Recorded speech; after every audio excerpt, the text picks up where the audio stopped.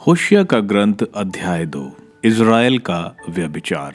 तुम अपने भाइयों से मेरी प्रजा कहकर पुकारो और बहनों से प्रेम पात्र कहो। तुम अपनी माँ को समझाओ, क्या वह मेरी पत्नी नहीं है? क्या मैं उसका पति नहीं हूँ? उससे निवेदन करो कि वह अपने चेहरे और वक्षस्थल से व्यभिचार के चिन्ह हटा दे।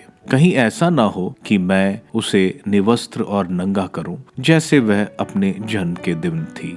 मैं उसे उजाड़ बनाकर मरुभूमि जैसा बना दूंगा, जहां वो प्यास से मर जाएगी। मैं उसकी संतान से प्रेम नहीं करूंगा, क्योंकि वह वेश्या से उत्पन्न है। उनकी माँ तो वेश्या बन गई, उनकी जननी निर्जल थी, क्योंकि उसने कहा था, मैं तो अपने उन्हीं प्रेमियों से लगी रहूंगी जो मुझे रोटी खिलाते और पानी पिलाते हैं, जो मुझे ऊन ठालती, तेल और अंगूरी देते हैं। अतः मैं उसके मार्ग में कांटों का घेरा लगाऊंगा और पथ में दीवार खड़ी करूंगा, कि वह अपने अभिसार मार्ग पर ना जा सके। वह अपने प्रेमियों का पीछा करेगी, किंतु वह उन्हें पकड़ नहीं सकेगी। वह उन्हें ढूंढेगी, किंतु उन्हें नहीं पाएगी। तब वह कहेगी, मैं अपने पति के पास लौटूंगी, क्योंकि उस समय की मेरी स्थिति अब की स्थिति से कहीं अच्छी थी। वह नहीं जानती कि मैं ही उसे अन्न, अंगूरी और तेल दे रहा था,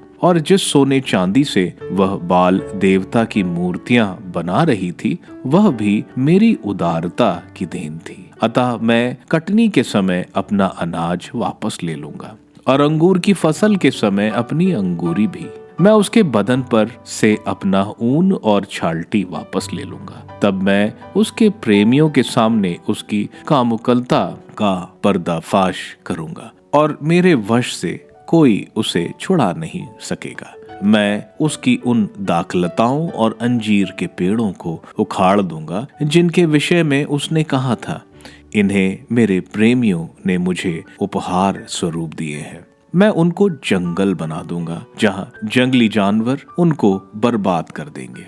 मैं उसके सारे सुख विलास का अंत कर दूंगा। उसके त्योहार, अमावस पर्व, व्रत दिवस और सारा पांचांग समाप्त कर दूंगा। उसने पर्वों पर बाल देवताओं को धूप चढ़ाई है। वह नथ और हार पहनकर मुझको भूल गई और प्रेमियों के पीछे दौड़ गई। मैं इन सब कार्यों के लिए उसे दंड दूंगा। यह प्रभु की वाणी है। मैं उसे लुभाकर मरुभूमि को ले चलूंगा और उसे सांत्वना दूंगा। वहां मैं उसे उसकी दाख बारियों लौटा दूंगा। मैं कष्ट की घाटी की आशा के द्वार में परिगट करूंगा। वहां वह मुझे स्वीकार करेंगे, जैसा कि उसने अपनी जवानी के दिनों में किया था, उस समय जब वह मिस्र से निकली थी। प्रभु की यह वाणी है, उस समय तुम मुझे अपना पति कहकर पुकारोगी। तुम फिर कभी मुझे अपना बाल कहकर नहीं पुकारोगी। मैं उसके होठों से बाल देवताओं के नाम मिटा दूंगा,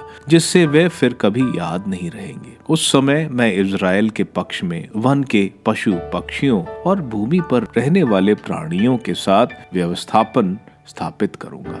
मैं धनुष, तलवार और युद्धास्त्र तोड़ दूंगा, जिससे तुम सुख चैन से जीवन व्यतीत कर सको। मैं सदा के लिए तुम्हें अपनाऊंगा। मैं तुम्हारे धर्म और विधि के अनुसार कोमलता और प्यार से अपनाऊंगा। मैं सच्ची निष्ठा से तुम्हें अपनाऊंगा और तुम प्रभु को जान जाओगी।